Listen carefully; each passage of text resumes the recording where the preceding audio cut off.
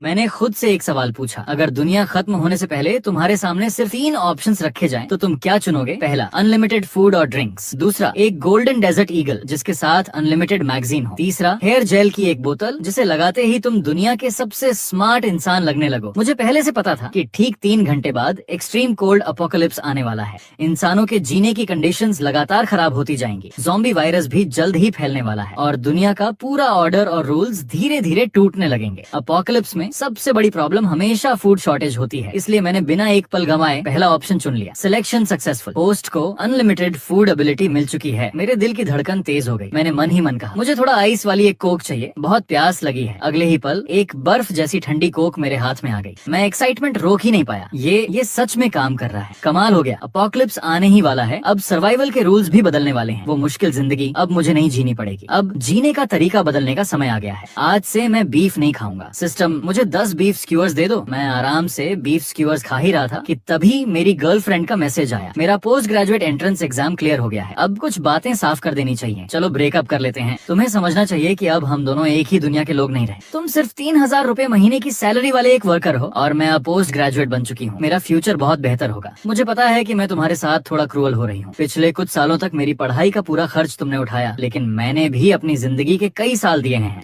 अब हमारे बीच कुछ भी बाकी नहीं है। आगे से मुझसे कांटेक्ट मत करना। यहीं सब खत्म करते हैं। उस ठंडे मैसेज को देखकर एक पल के लिए मेरे दिल में दर्द हुआ, लेकिन अगले ही पल सब कुछ हल्का लगने लगा। मैं बस ठंडी सी स्माइल के साथ बोला, लिन वैन्यू, तुम्हें एक दिन जरूर पछताना पड़ेगा। तभी फिर से सिस्टम की आवाज सुनाई दी। होस्ट की सर्वाइवल सुनिश्चित करने के लिए सिस्टम हर दिन रात 12 बजे डेली साइन इन रिवॉर्ड देगा। रिवॉर्ड ऑप्शंस में weapons, equipment, resources, materials, physical enhancement और कई दूसरी चीजें शामिल होंगी। होस्ट हर दिन इनमें से किसी एक रिवॉर्ड को चुन सकता है। उस पल मैं पहली बार अपोकलिप्स का इंतजार करने लगा। पुरानी दुनिया में मैं एक बिल्कुल साधारण इंसान था, लेकिन आने वाले अपोकलिप्स में मैं अपनी किस्मत पूरी तरह बदल दूंगा। ये सोचकर मैं खुशी खुशी अपनी इलेक्ट्रिक स्कूटर पर बैठा और रेंटल रूम की तरफ लौट गया। लिफ्ट का इंतजार करते समय पीछे से एक तिरस्कार भरी आवाज आई, ए वर्कर, जरा मुझसे दूर खड़ा हो। मैंने पीछे मुड़कर देखा। वो बैंक यूनिफॉर्म पहने हुई सूहे थी। वो अपनी नाक ढककर घिन भरी नजरों से मुझे घूर रही थी। सूहे मेरी पड़ोसन थी। मैं 501 में रहता था और वो अपने नए पति वांग क्वांग के साथ 502 में रहती थी। दोनों की शादी को अभी सिर्फ 1 महीना हुआ था। शादी वाले दिन मैंने उसे दूर से व्हाइट वेडिंग ड्रेस में देखा था। सच कहूँ तो उसे देखकर मैं भी कुछ पल के लिए दंग रह गया था। उसकी ब्यूटी और फिगर आराम से 90 पॉइंट्स की थी। मेरी एक्स गर्लफ्रेंड तो उसके सामने कहीं भी नहीं टिकती थी। वो ऐसी खूबसूरत औरत थी जिसे देखकर आदमी मजाक में रोमांस ऑफ द 3 किंगडम खोलकर काओ काओ वाले चैप्टर ढूंढने लगे। उसे देखते ही मेरे होंठों पर एक रहस्यमयी स्माइल आ गई। सुहे ने भौहें सिकोड़ ली। वो चिढ़कर बोली, एक बार और घूराना तो आंखें निकाल दूंगी। पूरा दिन ऑफिस में काम करके वैसे ही थक गई हूँ, ऊपर से तुम्हारे जैसे लोअर क्लास इंसान की बदबू भी झेलनी पड़ रही है। सच में बदकिस्मती है। उसका पति वांग चैंग एक कंपनी एग्जीक्यूटिव था। दोनों खुद को सोसाइटी का एलीट समझते थे और दिल से मेरे जैसे मेहनत मजदूरी करने वालों को नीचा समझते थे। तभी लिफ्ट आ गई। मैं अंदर चला गया। सुहे ने साफ तौर पर अगली लिफ्ट का इंतजार करने का फैसला किया, लेकिन लिफ्ट का दरवाजा बंद होने से ठीक पहले मैंने उसकी तरफ देखकर ठंडी आवाज में कहा, अगर रात को भूख लगे तो मेरे पास आ जाना। दरवाजा बंद होते ही सुहे का पूरा शरीर कांप गया। अगले ही पल वो गुस्से से फट पड़ी। तुम खुद को समझते क्या हो? क्या सिर्फ खाने के लिए मैं तुम्हारे पास आऊंगी? पागल हो गए हो क्या? घर पहुंचते ही मैंने वार्डरोब खोल दी। एक्सट्रीम कोल्ड अपोकैलिप्स आने वाला था। सबसे पहले मुझे डाउन जैकेट, ब्लैंकेट और बाकी गर्म कपड़े निकालने थे। तभी दरवाजे पर जोर जोर से दस्तक होने लगी। बाहर से सुही चिल्ला रही थी, ए वर्कर, अभी बाहर निकल। जो अभी कहा था उसका मतलब साफ साफ बता। अंदर छिपकर मत बैठ। मुझे पता है तुम घर पर ही हो। इतने में उसका पति वांग क्वांग भी बाहर निकल आया। उसने पूछा, शाओ, हे क्या हुआ? तुम उस वर्कर के दरवाजे पर क्यों खड़ी हो? सुहे गुस्से में बोली, सुनो, इस वर्कर ने अभी मुझे छेड़ा है। मैं इसे इस बिल्डिंग में रहने नहीं दूंगी। वांग चांग भी गुस्से में बोला, इस लड़के की इतनी हिम्मत? चाओ हे, चिंता मत करो, मैं अभी इसे। लेकिन उसकी बात पूरी भी नहीं हुई थी कि उसने मेरी बर्फ जैसी ठंडी नजरें देख ली। उसका सारा रौब उसी पल आधा रह गया। दिखने में वो दुबला पतला था, जबकि मैं सालों से फिजिकल वर्क करता आया था। मेरा शरीर उससे कहीं ज्यादा मजबूत था। अगर सच में फाइट होती तो रिजल्ट पहले से तय था। वांग चांग ने तुरंत अपना रवैया बदल लिया। वो मुस्कुराकर बोला, अरे काम से लौट आए, पूरा दिन काम किया होगा, जल्दी आराम कर लो। सु हे हैरान रह गई, भाग क्यों रहे हो? अभी इसका रवैया नहीं देखा क्या? तुम इससे डर गए? वांग चांग तुरंत बोला, तुम गलत समझ रही हो, मैं डर नहीं रहा।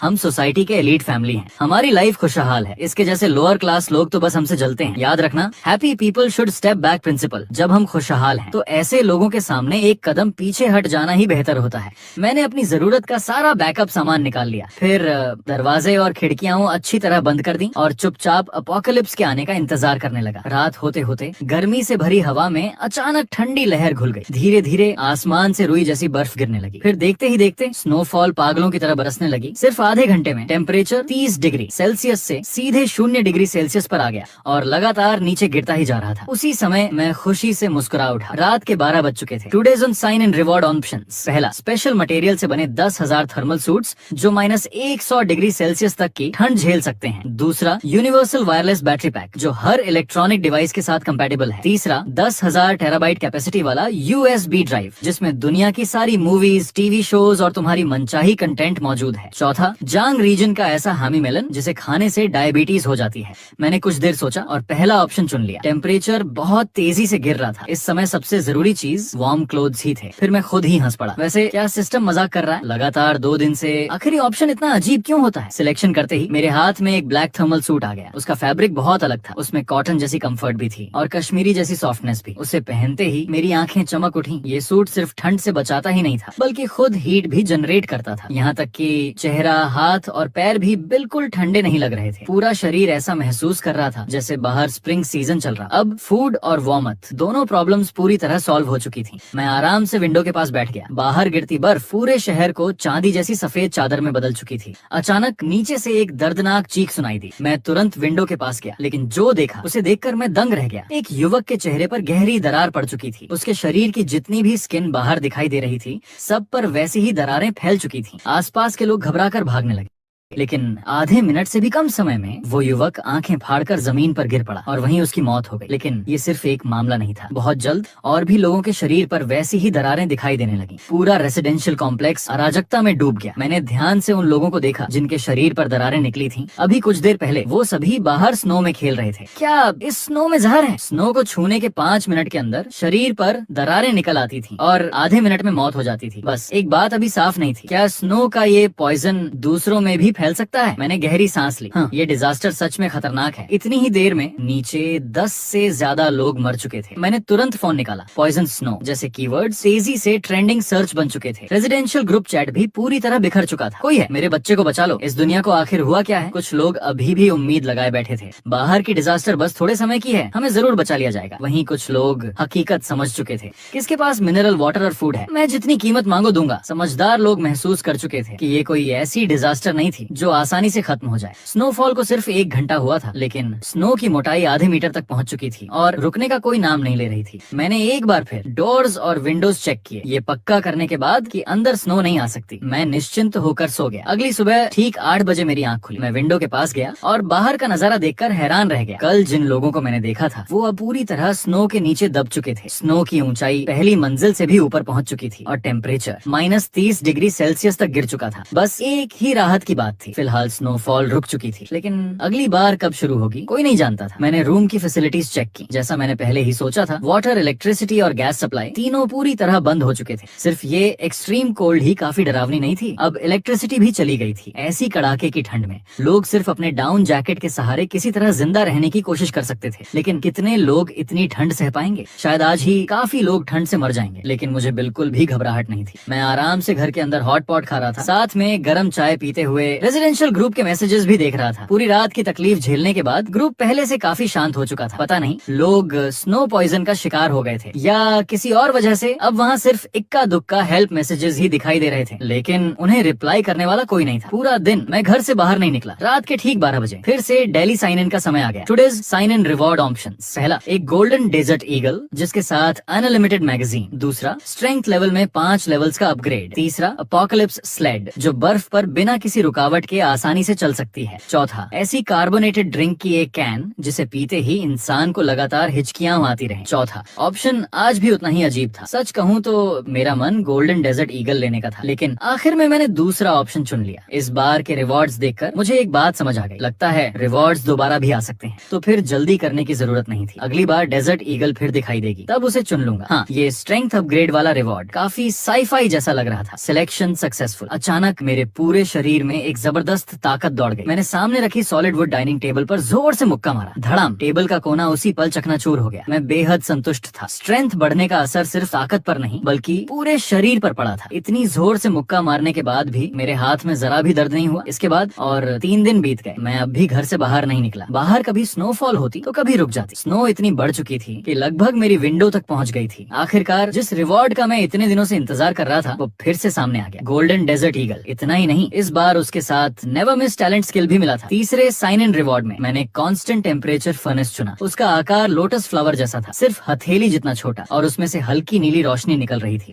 उसे न चार्जिंग की जरूरत थी न फ्यूल की। उसके अंदर पहले से ही भरपूर एनर्जी मौजूद थी। इस फर्नेस का इफेक्ट ये था कि उसे रूम में रखने पर उसके आसपास 3 मीटर के एरिया का टेम्परेचर हमेशा 26 डिग्री सेल्सियस बना रहता था। बस उसकी एक कमी थी, वो दीवार के आर पार काम नहीं करता था। लेकिन मेरे पास तो पूरे 10,000 फर्नेस थे। घर के अलग अलग हिस्सों में कुछ रख दूं तो पूरा घर गर्म हो जाएगा। मैं थोड़ा बेबस होकर मुस्कुरा दिया। ये चीज क्या मेरी थर्मल सूट को बेकार नहीं बना रही? खैर, अब कम से कम घर में आराम से नहा तो सकूंगा। पहले दिन मिले अनलिमिटेड फूड रिवॉर्ड में हॉट वाटर भी शामिल था। उस समय मेरे फोन में अभी थोड़ी बैटरी बची हुई थी। मैंने देखा रेजिडेंशियल ग्रुप में कुछ लोग बेसमेंट पार्किंग में जाकर रिसोर्सेज एक्सचेंज करने की बात कर रहे थे। मुझे लगा ये फैसला काफी समझदारी भरा था। बेसमेंट पार्किंग भले ही बाहर से जुड़ी हुई थी, लेकिन उसके सारे एंट्री और एग्जिट स्नो से पूरी तरह बंद हो चुके थे। हर बिल्डिंग से लोग सेफ्टी पैसेज के जरिए नीचे पहुंच सकते थे। इतने दिनों से घर में अकेले खाना पीना भी अब बोरिंग लगने लगा था, इसलिए मैंने भी नीचे जाकर देखने का फैसला किया। बेसमेंट पार्किंग पहले से ही लोगों से भरी हुई थी। मैंने एक नजर में अंदाजा लगाया। पूरे रेजिडेंशियल कॉम्प्लेक्स में 15 बिल्डिंग्स थी और कुल मिलाकर लगभग 3,700 रेजिडेंट्स रहते थे। लेकिन पार्किंग में सिर्फ 600 के आसपास लोग ही मौजूद थे। मतलब सिर्फ 5 दिनों में रेजिडेंशियल कॉम्प्लेक्स से बहुत से लोग गायब हो चुके थे। फिर मैंने सोचा असल वजह सिर्फ स्नो नहीं थी। स्नोफॉल आधी रात के बाद शुरू हुई थी। ज्यादातर लोग उसके सीधे कांटेक्ट में नहीं आए थे। शायद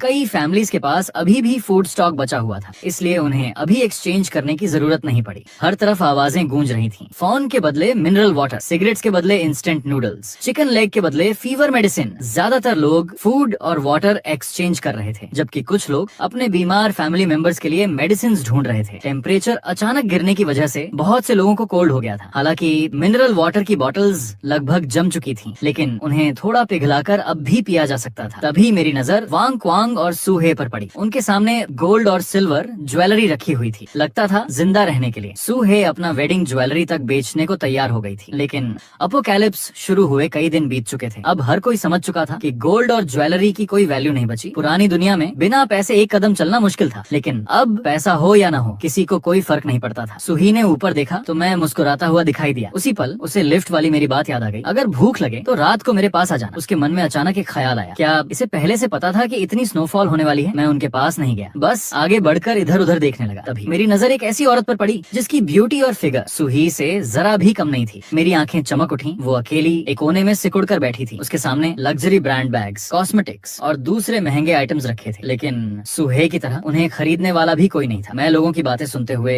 यूजफुल इन्फॉर्मेशन इकट्ठा करने लगा। थोड़ी देर में मैंने 3 अहम बातें समझ ली। पहली बात, स्नो पॉइजन सिर्फ स्किन कांटेक्ट से फैलता है। ये एयरबोर्न नहीं है। ये एक अच्छी खबर थी, वरना कोई भी विंडो या डोर खोलने की हिम्मत नहीं करता। दूसरी बात, कुछ लोग भूख से मजबूर होकर बाहर निकल चुके थे। उन्होंने पाया कि अगर स्किन सीधे स्नो को टच न करे तो कम स्नो वाले एरिया में चला जा सकता है। लेकिन अब सबसे बड़ी प्रॉब्लम थी स्नो की गहराई। रेजिडेंशियल कॉम्प्लेक्स की रोड्स पर स्नो 3 मीटर से भी ज्यादा जमा हो चुकी थी। कोई भी इंसान चलकर बाहर नहीं जा सकता था। कुछ लोग घर के टूल से व्हीकल्स मॉडिफाई करने की बातें भी कर रहे थे। उन्हें उम्मीद थी कि शायद कार से बाहर निकला जा सके, लेकिन मुझे ये सब बेकार लगा। इतनी गहरी स्नो में एक्सकेवेटर तक फंस जाए तो कार क्या करेगी? इससे सिर्फ एक बात साफ होती थी, लोगों के रिसोर्सेज अब बहुत तेजी से खत्म हो रहे थे। तीसरी खबर मुझे सबसे ज्यादा परेशान कर गई। स्नो पॉइजन से मरने वाले हर इंसान की प्यूपिल्स पूरी तरह ग्रे व्हाइट हो चुकी थी और उनकी बॉडीज बेहद अजीब और टेढ़ी मेढ़ी मुद्रा में जम गई थी। उन्हें देखकर रीढ़ तक सिहर जाती थी। मेरे मन में अचानक ख्याल आया, कहीं ये सब आगे चलकर ज़ॉम्बीज तो नहीं बन जाएंगे? जितना ज्यादा मैं सोचता उतना ही यकीन बढ़ता गया। अगर कभी वेदर गर्म हुआ और ये बॉडीज पिघल गईं, तो शायद ये फिर से जिंदा हो जाए। लगता है आगे से जब भी स्ट्रेंथ बढ़ाने वाला रिवॉर्ड मिले उसे बिना सोचे चुन लेना चाहिए। जितना मैं ताकतवर बनूंगा उतनी ही सर्वाइवल की उम्मीद बढ़ेगी। तभी एक आदमी धीरे से मेरे पास आया। उसका नाम लियू जिए था। वो धीमी आवाज में बोला, हैंडसम, ये सारे बैग्स बहुत महंगे लग्जरी ब्रांड्स के हैं, क्या इनके बदले थोड़ा फूड मिल सकता है? मैंने सिर हिलाया। इन चीजों की अब कोई वैल्यू नहीं है, कुछ प्रैक्टिकल हो तो दिखाओ। लियू जिए का चेहरा एकदम उतर गया। वो भी जानता था कि इस समय लग्जरी ब्रांड बैग्स की कीमत रद्दी से ज्यादा नहीं थी। हर इंसान ठंड से कांप रहा था। सब भूखे थे। ऐसे समय में किसे सजने संवरने की पड़ी थी। लियू जे अकेला रहता था, उसका सहारा बनने वाला कोई नहीं था। ऐसी बेरहम दुनिया में शायद उसके पास सबसे कीमती चीज अब सिर्फ वो खुद ही बचा था, लेकिन वो अभी उस आखिरी हद तक जाने के लिए तैयार नहीं था। कुछ देर चुप रहने के बाद वो बोला, तो ये चलेगा? उसने झिझकते हुए जेब से एक काला प्लास्टिक बैग निकाला। मैंने बैग हाथ में लिया। वजन काफी था। खोल कर देखा तो अंदर अलग अलग मॉडल्स के पावर बैंक्स बिल्कुल करीने से रखे हुए थे। मैं मन ही मन हंसा। मुंह से तो मुझे हैंडसम कह रहा है, लेकिन दिल में मुझे चलता फिरता चार्जिंग स्टेशन समझ रहा होगा। लियो जी तुरंत बोला, सब फुल चार्ज है, अभी इस्तेमाल कर सकते हो। मैंने प्लास्टिक बैग वापस उसकी तरफ फेंक दिया। इसे वापस ले जाओ। असल में मैं उसे सीधे मना करने वाला था, लेकिन मैंने लंबा खेल खेलने का फैसला किया। मैंने जेब से एक ब्रेड निकाली और उसके सामने हिलाते हुए कहा, अगर खाना चाहिए तो मेरे घर आ जाना, हम दोनों एडल्ट हैं। मेरा मतलब समझ ही गए होंगे। इतना कहकर मैंने उसे एक मीनिंगफुल लुक दिया और मुड़कर वहाँ से चला गया। लियो जे ने होंठ भींच लिए। उसके मन में जबरदस्त संघर्ष चल रहा था। अगर ये पहले वाली दुनिया होती तो मैं ऐसे आदमी की तरफ देखता भी नहीं, लेकिन आज मुझे खुद उसके पास जाना पड़ रहा है। उसे बेहद गुस्सा आ रहा था, लेकिन उसके पास कोई दूसरा रास्ता भी नहीं था, क्योंकि फूड उसी के पास था। मैं फिर से अपना अगला टारगेट ढूंढने लगा। सिर्फ 2 मिनट ही बीते थे कि अचानक बिल्डिंग 7 के सेफ्टी पैसेज से 3 हट्टे कट्टे आदमी बाहर निकले। उनके हाथों में बड़े बड़े किचन नाइव्स थे। आगे चल रहा आदमी ब्रदर लॉन्ग था। उसके चेहरे पर ऐसा रौब था कि पहली नजर में ही समझ आ जाए ये आसान आदमी नहीं है। उसने जोर से चिल्लाया, ब्रदर्स चलो शुरू हो जाओ। वो सबसे पहले पास के एक स्टॉल की तरफ दौड़ा। स्टॉल लगाने वाली लगभग 70 साल की एक बुजुर्ग महिला थी। उसके सामने सिर्फ एक कैन एल्डरली मिल्क पाउडर रखा था। ब्रदर लॉन्ग ने वो कैन झपट कर उठा लिया। बुजुर्ग महिला घबरा कर चिल्लाई, वापस करो, वो मेरा है। उसने ब्रदर लॉन्ग का हाथ पकड़ लिया, क्योंकि उसी मिल्क पाउडर के बदले उसे फूड मिलने की उम्मीद थी। ब्रदर लॉन्ग की आंखों में ठंडी हत्या की चमक उभरी। उसने बिना झिझक किचन नाइफ उठाया और सीधा नीचे वार कर दिया। बुजुर्ग महिला बिना आवाज किए वहीं गिर पड़ी। उसी पल भीड़ में किसी ने चीख मार दी, किसी ने हत्या कर दी। एक ही पल में पूरी बेसमेंट पार्किंग में भगदड़ मच गई। हर इंसान जान बचाकर भागने लगा, लेकिन मैं बिल्कुल शांत था। पहले ही साइन इन में मैं फिजिकल एनहांसमेंट चुन चुका था। ये तीनों आदमी मेरे सामने कुछ भी नहीं थे, लेकिन मुझे दूसरों के मामलों में पड़ने का कोई शौक नहीं था। मैं बस भागती हुई भीड़ के साथ धीरे धीरे अपने घर की तरफ बढ़ने लगा। इतने दिनों बाद आखिरकार दुनिया का ऑर्डर टूटना शुरू हो चुका था। सर्वाइवल के सामने गुडनेस और ह्यूमैनिटी दोनों की कोई कीमत नहीं बचती।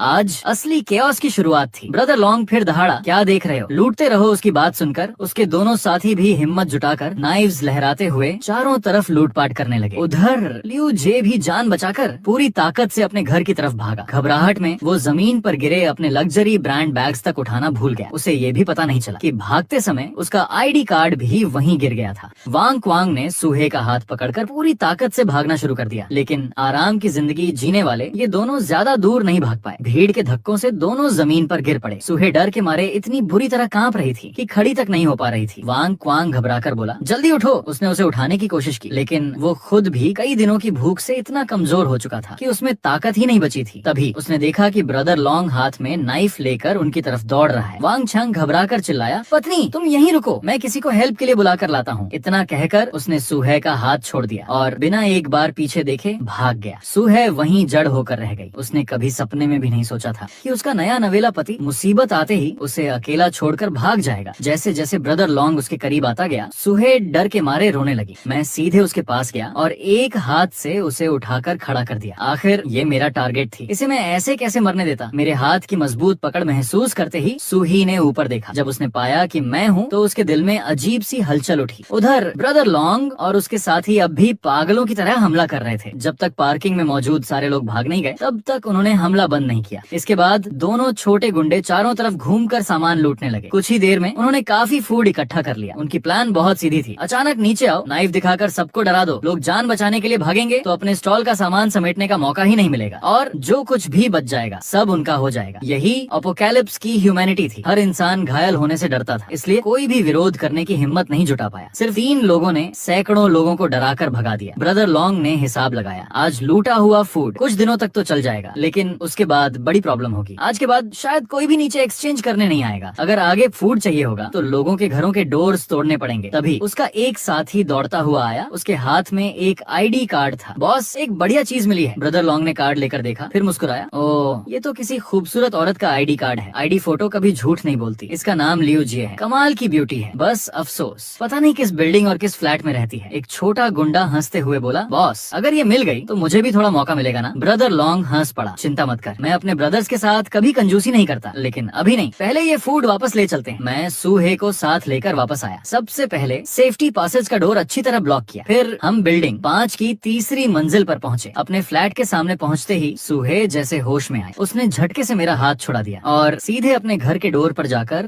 जोर जोर से पीटने लगी। वांग क्वांग, डोर खोलो, क्या तुम सच में मर्द हो? मुसीबत आते ही अपनी पत्नी को छोड़कर भाग गए। ऊपर से डोर भी बंद कर लिया। उसकी आवाज रोते रोते बैठ चुकी थी। वो लगभग पागल हो चुकी थी। मैं मुस्कुराया, अपने फ्लैट का डोर खोला और डोर फ्रेम से टिककर पूरा तमाशा देखने लगा। उधर वांग क्वांग